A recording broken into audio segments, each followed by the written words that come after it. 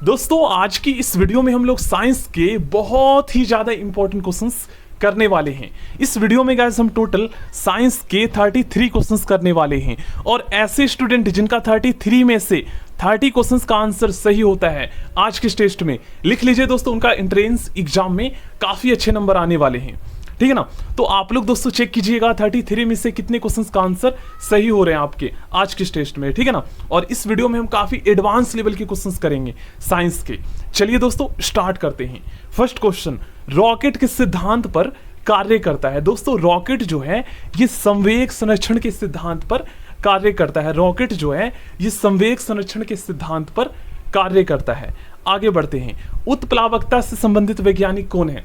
देखिए उत्प्लावकता जो है ना, इसे इंग्लिश में लॉ ऑफ फ्लोटिंग कहते हैं। इसी के सिद्धांत पर जो पानी वाला जो जहाज होता है, जो बोट होता है, ये पानी में जो है तैरता है, ठीक है, जिसे लॉ ऑफ फ्लोटिंग कहते हैं। तो इसका प्रतिपादन जो है आर्किमिडीज ने किया था। ये क्लास 9th में आपने पढ़े होंगे। किसी ध्वनि स्रोत की आवृत्ति में, फ्रीक्वेंसी में होने वाला जो उतार चढ़ाव है ना, ये क्या कहलाता है? ये दोस्तों डॉपलर प्रभाव कहलाता है। ठीक है, ये डॉपलर प्रभाव कहलाता है। देखिए आपके एग्जाम में साइंस के, सोशल साइंस के जो क्वेश्चंस पूछे जाएंगे ये दोस्तों आपकी क्लास 10th लेवल के ही होंगे, लेकिन काफी डीपली पूछा जाएगा। अब लॉ ऑफ फ्लोटिंग वाला ये जो क्वेश्चंस पूछा गया क्लास 9 से पूछा गया, आपने पढ़े भी हैं, लेकिन डीपली पूछा गया तो स्टूडेंट को पता नहीं लग पाता है। आगे बढ़ते हैं। नेक्स्ट क्वेश्चन आप लोग रीड कीजिए, क्वेश्चन नंबर 4। इस क्वेश्चन का सही आंसर होगा, ये सिद्धांत जो है, इसका सिद्धांत जो है नाभिकीय विखंडन पर आधारित है। द्रव्यमान ऊर्जा संबंध किसका निष्कर्ष है? दोस्तों द्रव्यमान ऊर्जा संबंध जो है ये सापेक्षता का सामान्य सिद्धांत का निष्कर्ष है। सापेक्षता का सामान्य सिद्धांत का निष्कर्ष है। ब्रह्मांड जो है ना, यूनिवर्स प्रसारित हो रहा है, यह कथन किसका है? ये दोस्तों एडविन हबल ने कहा था। एडविन हबल ने कहा था। आगे बढ़ते हैं। ग्रहों के गति का नियम को किसने प्रतिपादित किया? दोस्तों ग्रहों के गति का नियम को केपलर ने प्रतिपादित किया था। केपलर ने प्रतिपादित किया था। आगे बढ़ते हैं। पृथ्वी तथा अन्य ग्रह सूर्य के चक्कर लगाते हैं, किसका कथन है? दोस्तों ये कथन कोपरनिकस का है। पृथ्वी तथा अन्य ग्रह सूर्य के चक्कर लगाते हैं, ये दोस्तों कोपरनिकस ने कहा था। आगे बढ़ते हैं। तारों व सूर्य की ऊर्जा का स्रोत क्या है? क्या सोर्स है? किसके द्वारा वहां पर ऊर्जा पैदा होती है? तो ये दोस्तों नाभिकीय संलयन, ठीक है, नाभिकीय संलयन याद कर लीजिएगा। आगे बढ़ते हैं। लॉ ऑफ फ्लोटिंग सिद्धांत की खोज किसने की थी? वही क्वेश्चन है, आर्किमिडीज ने की थी। पौधों में भी जीवन होता है को किसने बतलाया था? तो ये बतलाया था दोस्तों जेसी बोस ने, ठीक है, जेसी बोस ने। पौधों में भी जीवन होती है। आगे क्वेश्चंस ये ऑलरेडी हम कर चुके हैं। देखिए आधुनिक एंटीसेप्टिक सर्जरी का जनक दोस्तों किसे कहा जाता है? जोसेफ लिस्टर को। और देखिए अगर आपसे पूछा जाए दोस्तों कि एडवर्ड जेनर ने किसकी खोज की थी, तो इन्होंने दोस्तों चेचक के टीके की खोज की थी।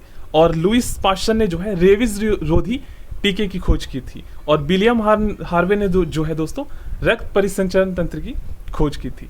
आगे बढ़ते हैं। स्याही सोखता किस सिद्धांत पर कार्य करता है? यह दोस्तों परासरण के सिद्धांत पर कार्य करता है। आगे बढ़ते हैं। आइंस्टीन को नोबेल पुरस्कार मिला था, किसके लिए मिला था? तो आइंस्टीन को नोबेल पुरस्कार दोस्तों ये मिला था प्रकाश विद्युत प्रभाव की व्याख्या के लिए। प्रकाश विद्युत प्रभाव की व्याख्या के लिए, ठीक ना। आगे बढ़ते हैं। और सीवी रमन को नोबेल पुरस्कार किस लिए मिला था? तो प्रकाश के प्रकीर्णन की खोज के लिए, ठीक है ना, जिससे सीवी रमन प्रभाव भी मतलब उनका नामकरण किया गया था। आगे बढ़ते हैं। डिजिटल कंप्यूटर किस सिद्धांत पर आधारित है? तो ये दोस्तों कैलकुलेशन के सिद्धांत पर आधारित है। नेक्स्ट क्वेश्चन, क्वार्ट्ज जो घड़ियां होती है किस सिद्धांत के अनुसार कार्य करती है? तो ये जो घड़ियां होती है दोस्तों ये दाब विद्युत प्रभाव के अनुसार कार्य करती है। क्वार्ट्ज जो घड़ियां होती है ये दाब विद्युत प्रभाव के सिद्धांत के अनुसार कार्य करती है। नेक्स्ट क्वेश्चन काफी ज्यादा इंपॉर्टेंट है, क्वेश्चंस आ सकता है आपके एग्जाम में। विद्युत मोटर, इलेक्ट्रिक मोटर किस सिद्धांत के अनुसार कार्य करती है? तो इलेक्ट्रिक जो मोटर है दोस्तों ये फैराडे के नियम के अनुसार कार्य करती है, याद कर लीजिएगा। आगे बढ़ते हैं। इस क्वेश्चन, परमाणु घड़ी निम्नलिखित में से किस प्रभाव के अंतर्गत कार्य करती है?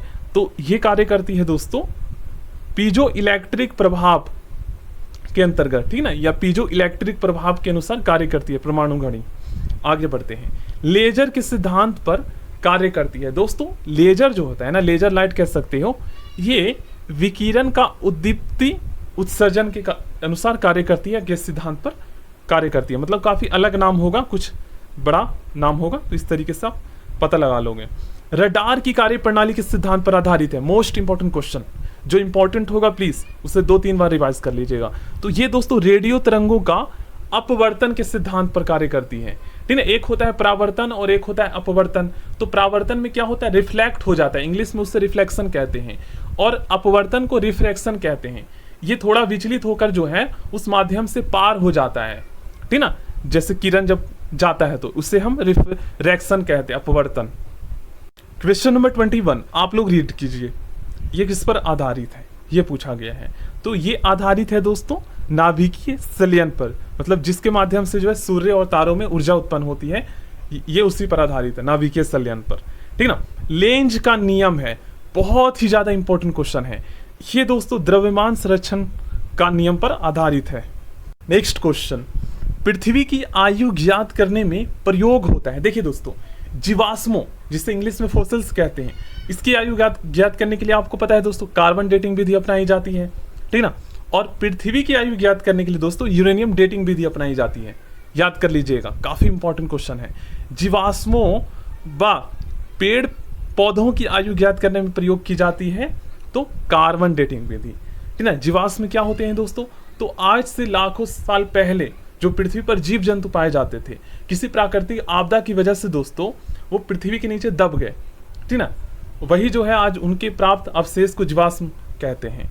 स्टोक्स का नियम संबंधित है दोस्तों, स्टोक्स का जो नियम है ना, ये संबंधित है द्रव में गिरती हुई गोली से संबंधित है, द्रव में गिरती हुई गोली से संबंधित है।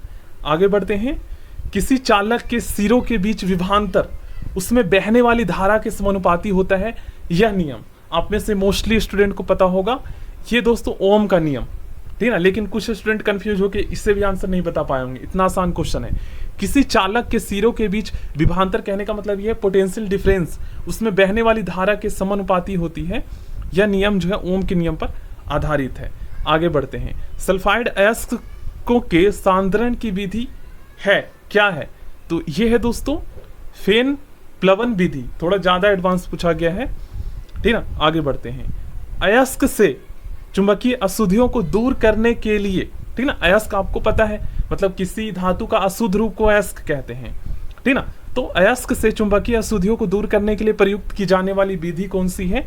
तो इस विधि को कहा जाता है चुंबकीय पृथक्करण विधि, चुंबकीय पृथक्करण विधि। प्राकृतिक वर्ण सिद्धांत नेचुरल सिलेक्शन का प्रतिपादन किसने किया था? तो आपको पता है डार्विन ने किया था, चार्ल्स डार्विन ने। जीव द्रव्य जीवन का भौतिक आधार है, ये किसने कहा था? तो जीव द्रव्य जीवन का भौतिक आधार है, ये हक्सले ने कहा था, ठीक है। जीव द्रव्य जीवन का भौतिक आधार है, ये हक्सले ने कहा था। आगे बढ़ते हैं। उत्परिवर्तन का सिद्धांत इंपॉर्टेंट है, उत्परिवर्तन का सिद्धांत ह्यूग्रो ने दिया था, ह्यूग्रो ने दिया था उत्परिवर्तन का सिद्धांत। नेचुरल सिलेक्शन का सिद्धांत वही चार्ल्स डार्विन ने दिया था। हाँ, नेक्स्ट क्वेश्चन मोस्ट इंपॉर्टेंट है। एक जीन एक एंजाइम सिद्धांत को किसने प्रतिपादित किया?